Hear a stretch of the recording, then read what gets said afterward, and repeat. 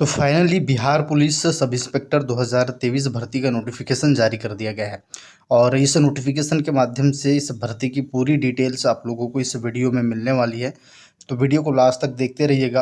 देखिए यहाँ पर विज्ञापन संख्या 02/2023 करके ये नोटिफिकेशन आया हुआ है और यहाँ पर बिहार सरकार गृह विभाग आरक्षी शाखा में पुलिस और निरीक्षक के पद पर अधिसूचित रिक्तियों की संख्या निम्न प्रकार है। ठीक है, यहाँ पर आप देख पा रहे होगे टोटल यहाँ पर जो है पुलिस अवर निरीक्षक यानी सब इंस्पेक्टर के पद है और लेवल जो है 6 है ना। और यहाँ पर अगर हम बात करते हैं तो 1275 टोटल यहाँ पर पोस्ट जो है इसके लिए नोटिफिकेशन जारी किया गया है। ठीक है, तो यहाँ पर आप आगे की डिटेल्स देखते हैं क्या क्या यहाँ पर क्वालिफिकेशन मांगी, किस तरीके से सिलेक्शन का प्रोसेस रहने वाला है, क्या चीज़ें यहाँ पर बोली है। ठीक है, दूसरे पॉइंट में यहाँ पर देखिए सबसे पहले इन्होंने बोला है कि इन पदों पर जो है नियुक्ति हेतु परीक्षा जो है वो ऑनलाइन आयोजित की जाएगी। और यहाँ पर जो विज्ञापन संख्या दिया हुआ है, ठीक है, उसके लिए ये जारी किया जा रहा है। ऑनलाइन आवेदन पत्र भरने की प्रक्रिया 5/10/2023 से प्रारंभ होगी और ये 5/11 तक चलने वाली है। 1 महीने का समय आपको दिया जा रहा है। ठीक है, यानी 5 अक्टूबर से लेकर 5 नवंबर तक आप इसके लिए ऑनलाइन आवेदन कर सकते हैं। ठीक है,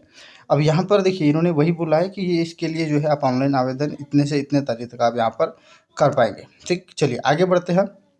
आगे की डिटेल्स को हम यहाँ पर अब देखते हैं। देखिए अगले पॉइंट में आप आएंगे आवेदन की पात्रता के बारे में इन्होंने क्या बोला है कि कौन कौन आवेदन कर सकता है।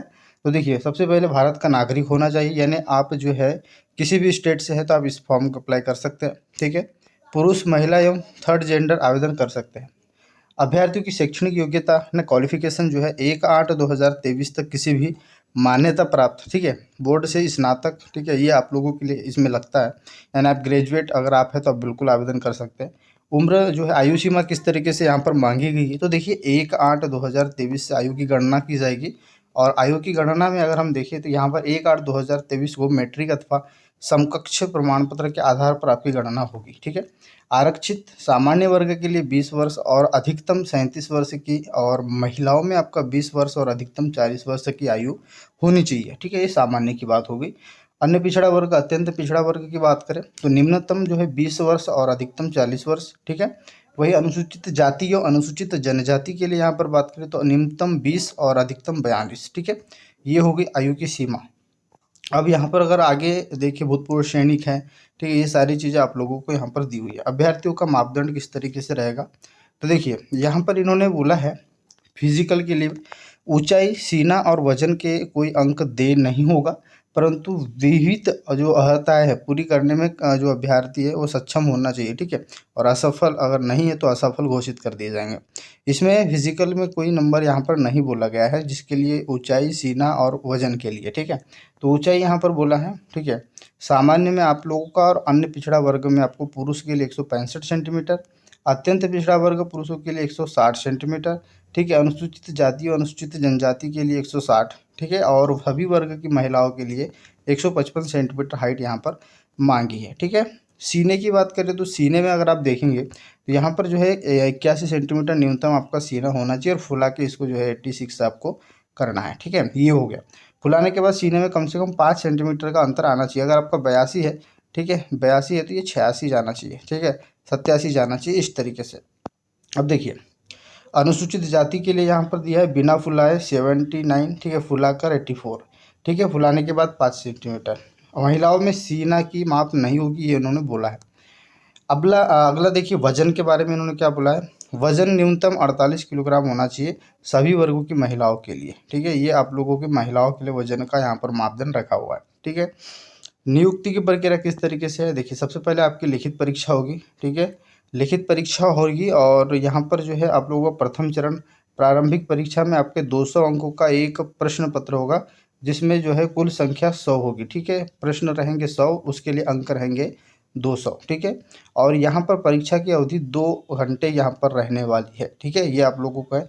इसमें 30% से कम अंक प्राप्त करने वाले अभ्यर्थी मुख्य परीक्षा के लिए असफल घोषित किए जाएंगे। ठीक है, प्री टाइप होगा, इसमें आपको जो है 30% से ऊपर अंक लेकर आने हैं। ठीक है, उसके बाद जो है प्राप्त अंकों के आधार पर रिक्तियों की 20 गुना, ठीक है, 20 गुना असफल अभ्यर्थी को चयन जो है मेधा क्रमानुसार आरक्षण कोटिवार किया जाएगा।